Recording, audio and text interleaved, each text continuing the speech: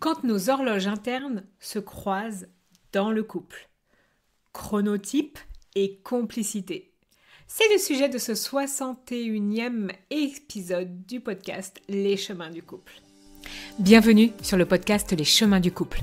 Je suis Céline Domecq, thérapeute et conférencière, experte dans la relation de couple depuis 2009. J'ai aidé et accompagné des milliers de personnes, que cela soit en ligne ou en cabinet. Ma mission est de vous aider à vivre une relation de couple sereine et épanouie. Être heureux en couple, c'est possible pour tout le monde.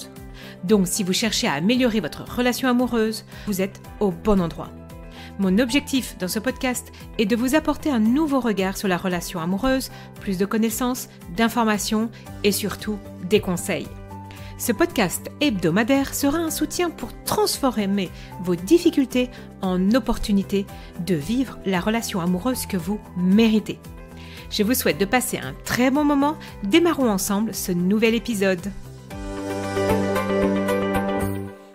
Alors, aujourd'hui, je vais aborder un thème et un sujet qui nous dépasse très souvent dans la relation de couple et qui crée des conflits, des disputes, des incompréhensions, c'est notre horloge interne, nos modes de fonctionnement en termes de rythme. Alors, aujourd'hui, je vais parler de chronotype et puis je vais parler aussi un petit peu de human design dans lequel on observe que, il y a certaines personnes qui vont avoir des rythmes différents depuis qu'ils sont nés. Et ça, il va falloir l'accepter pour vivre une relation de couple beaucoup plus sereine et beaucoup plus épanouie. Comment se fait-il que finalement, moi ou mon partenaire, je me lève, par exemple à la différence de mon partenaire, je me lève hors du lit, là, à 6h du matin, à l'aube. Et l'autre, moi je peux prendre l'exemple de mon conjoint, vraiment, il commence à être réveillé à 14h de l'après-midi. Ça vous parle? Ça, c'est ce qu'on appelle le chronotype. Et c'est un phénomène biologique. C'est pas une simple préférence. En Human Design, on va plutôt observer des rythmes dans la journée en fonction de nos profils. Alors là, je vais un peu plus parler du chronotype, mais c'est vraiment pour expliquer à quel point, dans la relation de couple, il y a des fois, on veut absolument que notre partenaire ait le même rythme que nous, alors qu'en fait, peut-être qu'il ne peut pas ou qu'elle ne peut pas. Et c'est OK.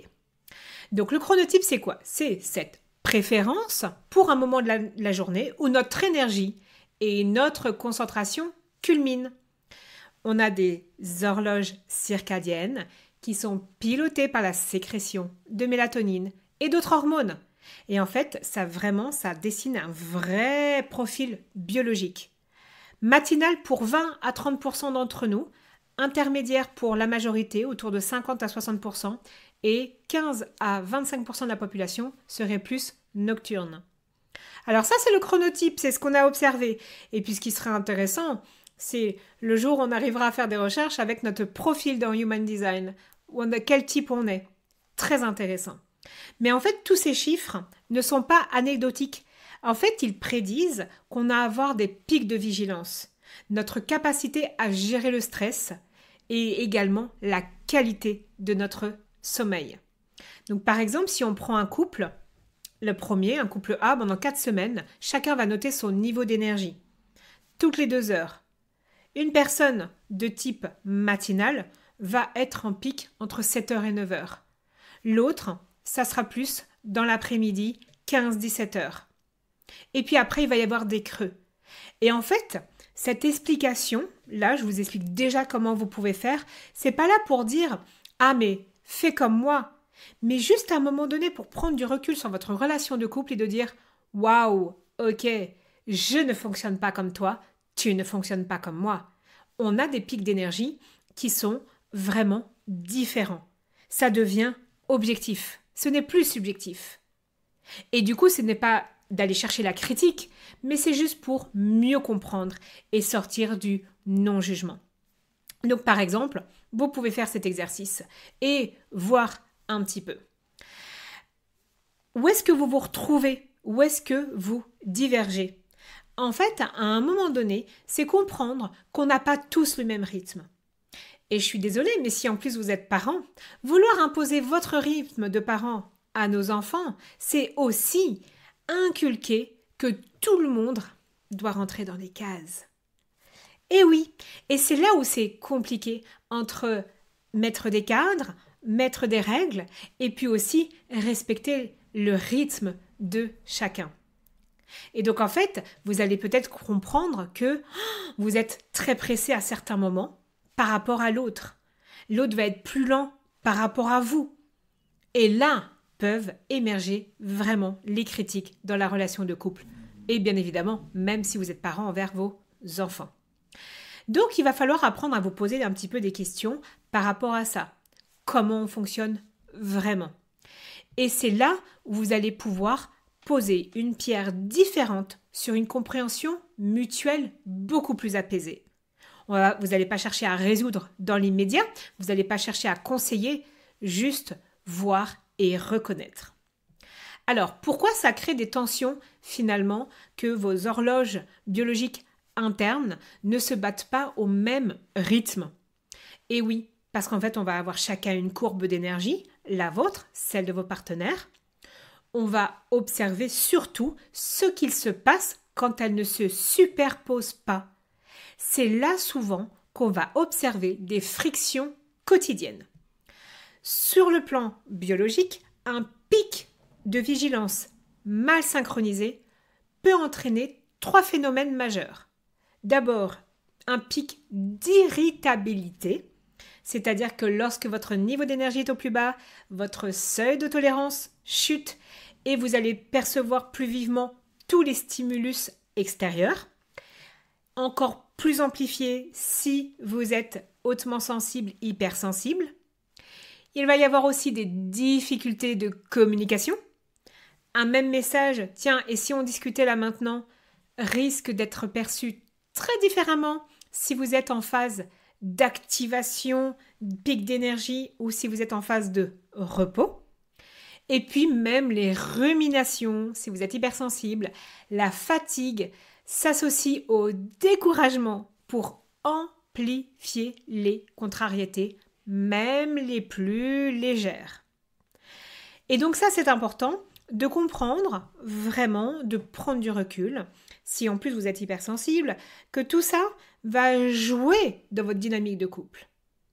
Bien évidemment, vous allez pouvoir me dire, mais la communication peut tout résoudre. Oui, bien évidemment, la communication peut tout résoudre, à condition de bien se connaître. Je propose des analyses en Human Design basées sur la relation de couple. Donc, si vous avez besoin de plus d'informations, vous pouvez me faire un petit email. Et en fait, ça explique vraiment les différences. Par exemple, on va retrouver des différences aussi dans l'endormissement selon un profil, dans le niveau d'énergie, dans même le rythme de manger ensemble. Et c'est assez impressionnant puisqu'entre le chronotype, le Human Design, ça fait vraiment de nous des êtres profondément uniques. Et le couple n'est pas là pour qu'on se ressemble. On est là pour s'assembler à partir de nos différences. Donc par exemple, un autre couple que j'ai accompagné où ils sont arrivés à regarder un petit peu pendant 2 semaines les tensions, à quel moment elles arrivaient dans la journée. Et en faisant le point avec leur type énergétique et leur chronotype.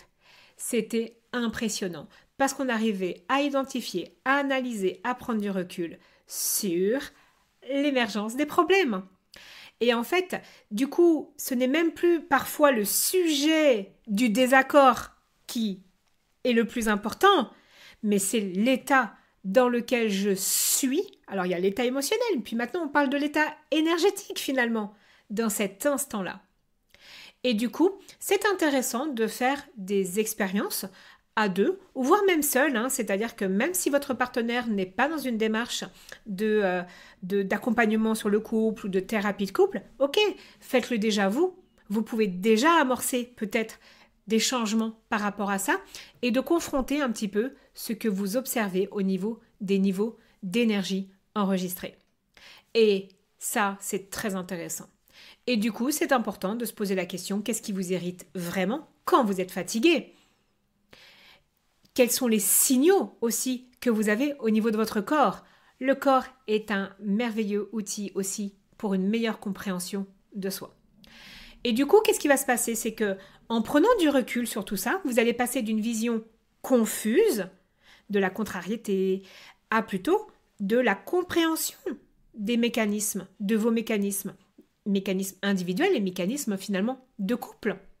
Et ça, c'est important. Du coup, vous observez tous ces rythmes, vous identifiez un petit peu les moments de tension, eh bien, il va falloir accepter les temps aussi que vous vivez ensemble et ceux que vous allez vivre chacun de votre côté. Parce qu'en fait, à partir de cette compréhension, on peut beaucoup plus admettre quand l'autre a besoin de s'isoler. De nouveau, pour les personnes qui sont plus ou moins sensibles, il y a vraiment ce besoin de bulle, ce besoin d'être aussi sans l'autre. Alors attention, ça peut être faussé par cette dépendance affective ou j'ai peur d'être sans toi, j'ai peur que tu ailles voir ailleurs. Il y a beaucoup de sujets qui viennent s'amalgamer dans les difficultés de la relation de couple. Mais du coup, quand on doit partager du temps ensemble, ce qu'on vit aussi séparément, c'est important d'avoir un regard à partir aussi de notre fonctionnement en Human Design ou également en chronotype. Parce que du coup, c'est comme si vous aviez des niveaux d'énergie, il y a des plages là où vous allez pouvoir vraiment naturellement vous rejoindre et du coup, ça va être des moments de complicité qui vont être très forts et d'autres, ça va être vraiment j'ai besoin d'être seul. Par exemple, le couple que j'ai accompagné, et je vais appeler Sophie et Paul, mais en fait, pendant une semaine, ils ont vraiment observé leur quotidien. Et là, en fait, ils ont pu observer les plages communes où vraiment, assez spontanément, ils vont pouvoir partager une activité, conversation, café, ou les plages un peu plus solo, où chacun a le besoin de faire quelque chose seul pour se ressourcer. Et du coup, il va y avoir des fois des alternances régulières. Et des fois, ça va être l'intensité émotionnelle aussi qui va amener un petit peu à ces fenêtres de partage. Et puis aussi, il y a le ressenti personnel. C'est important d'aller voir tout ça. Et du coup, la solitude et le partage ne deviennent pas des ennemis. C'est comment ces deux éléments peuvent collaborer pour avoir une vie de couple vraiment complice. Et ça, on voit tout ça, bien évidemment, lors de l'accompagnement. Il y a plein de stratégies à mettre en place. Mais du coup, il est important de réfléchir à des questions. Qu'est-ce qui, pour moi, va être un temps partagé? Ou un temps ressourçant, en fait. Et ça peut être ressourçant à deux ou ressourçant seul. Un temps partagé éprouvant, un temps partagé ressourçant. Allez voir un petit peu. Et en fait, en vérifiant un petit peu tout ça, vos moments de complicité, vos pauses personnelles, vous allez tout simplement trouver votre équilibre dans cette relation de couple.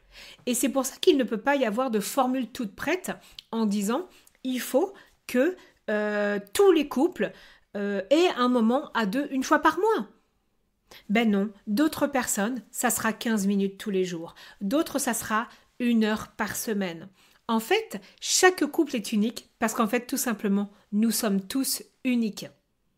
Et ça, c'est important. Et donc, du coup, il faut bien comprendre que les moments à deux, du coup, ne vont pas venir du hasard. Ça va venir de pression sociale, souvent, les normes sociales, par exemple. Il faut manger tous ensemble à table à 19h.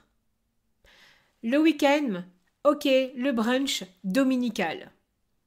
Et puis il y a les schémas familiaux qui sont installés. Ah ouais, quoi qu'il se passe, il faut faire ça à deux, il faut pas faire ça à deux, les courses à deux, et nanana. Et en fait, on se planifie une vie qui ne correspond peut-être pas à nos rythmes, qui ne correspond peut-être pas à ce qu'on veut vraiment vivre. Et au-delà de ce qu'on doit vraiment faire, de nos responsabilités, donc oui, bien évidemment, il faut faire les courses. Je me rappelle toujours d'avoir accompagné ces clientes. On parlait justement des courses, elle me dit « Mais Céline, en fait, j'ai pas le choix que d'aller faire les courses le samedi matin. » Je dis « Bah si, en fait, on a le choix. » Je dis « On peut faire les choix de les faire préparer au drive dans la semaine, les récupérer le vendredi soir. » En fait, on a 50 000 choix aujourd'hui. Je trouve que notre monde a tellement évolué qu'on peut vraiment, avec nos contraintes de la vie quotidienne, bien évidemment, faire en sorte de respecter nos rythmes. Moi, si vous voulez, je vais prendre moi l'exemple, moi, Céline, hein, moi, il est hors de question que je fasse les courses le samedi après-midi dans les centres commerciaux bondés. Je ne supporte pas ça. Donc, c'est le 8h du matin, je suis déjà au magasin, en effet, là où il n'y a personne. C'est mon moment privilégié. Je ne pourrais pas les faire le soir, en fin de journée. Et c'est ça qui est important de comprendre. Et en fait, en expliquant ça aux partenaires, eh ben on trouve, mon conjoint n'est pas du matin. C'est vraiment pas une blague quand je prenais cet exemple. Mais en fait, il a fallu juste qu'on se mette d'accord sur comment on allait fonctionner là-dedans. Et on a trouvé des compromis. Et c'est ça qui est important. C'est d'observer comment on allait fonctionner. Du coup, bah non, on ne mange pas ensemble. Mes enfants ont un rythme, j'ai un rythme, mon conjoint a un rythme. On ne mange pas ensemble le soir.